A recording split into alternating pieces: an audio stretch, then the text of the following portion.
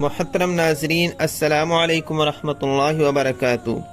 اللہ رب العزت نے قرآن عزیز میں جو واقعات اور قصص بیان فرمائے ہیں، ان تمام واقعات اور قصص سے ہمیں دور حاضر میں کیا عبرت حاصل کرنی چاہیے اور کس طریقے سے ہمیں اپنی زندگی گزارنی چاہیے، ان تمام چیزوں کو ہم بالترتیب اپنی ویڈیو میں بیان فرما رہے ہیں۔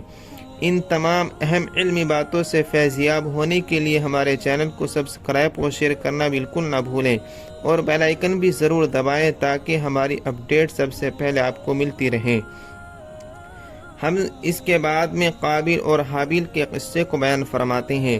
قرآن عزیز نے حضرت آدم علیہ السلام کے ان دونوں صاحبزادوں کا نام ذکر نہیں کیا، صرف آدم علیہ السلام کے دو بیٹے کہہ کر مجمل چھوڑ دیا ہے۔ البتہ تورات میں ان کے یہی نام بیان کیے گئے ہیں۔ بعض روایات میں ان دونوں بھائیوں میں اپنی شادیوں سے متعلق شدید اختلاف کا ذکر کیا گیا ہے۔ اس معاملے کو ختم کرنے کے لیے حضرت آدم علیہ السلام نے یہ فیصلہ فرمایا کہ دونوں بھائی اپنی اپنی قربانی حق تعالیٰ کی جناب میں پیش کریں۔ جس کی قربانی منظور ہو جائے وہی اپنے ارادے کے پورا کرنے کا مستحق ہوگا۔ جیسا کہ تورات سے معلوم ہوتا ہے، اس زمانے میں قربانی یعنی نظر کی قبولیت کا یہ الہامی دستور تھا کہ نظر و قربانی کی چیز کسی بلند جگہ پر رکھ دی جاتی اور آسمان سے آگ نمودار ہو کر اس کو جلا دیتی تھی۔ اس قانون کے مطابق حابیل نے اپنے ریوڑ میں سے ایک بہترین دمبا اللہ کی نظر کیا اور قابیل نے اپنی کھیتی کے غلے میں سے ردی قسم کا غلہ قربانی کے لیے پیش کیا۔ دونوں کی حسن نیت اور نیت بد کا اندازہ اسی عمل سے ہو گیا، لہذا حسب دستور آگ نے آ کر حابیل کی نظر کو جلا دیا اور اس طرح قبولیت کا شرف اس کے حصے میں آیا۔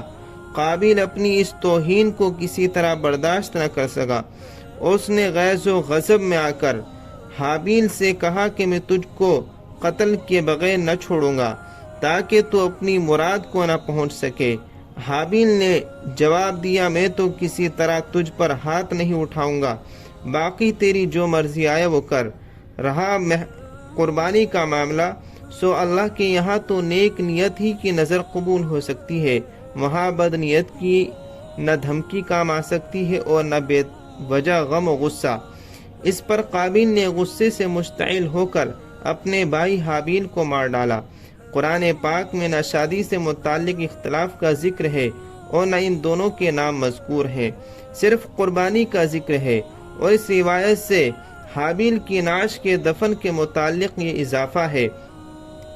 قتل کے بعد قابیل حیران تھا کہ اس نعش کا کیا کریں، ابھی تک نسل آدم موت سے دوچار نہیں ہوئی تھی، اور اسی لیے حضرت آدم علیہ السلام نے مردے کے بارے میں کوئی حکم الہی نہیں سنا تھا۔ اچانک اس نے دیکھا کہ کوے نے زمین کرید کر گڈھا کھودا۔ قابیل کو تنبیہ ہوا کہ مجھے بھی اپنے بھائی کے لیے اسی طرح گڈھا کھودنا چاہیے، اور بعض روایات میں ہے کہ کوے نے دوسرے مردے کوے کو اس گڈھے میں چھپا دیا۔ قابیل نے یہ دیکھا تو اپنی ناکارہ زندگی پر بے حد افسوس کیا اور کہنے لگا، میں اس جانور سے بھی گیا کہ اپنے اس جرم کو چھپانے کی بھی اہلیت نہیں رکھتا۔ ندامت سے سر جھکا لیا اور پھر اسی طرح اپنے بھائی کی نعش کو سپرد خاک کر دیا۔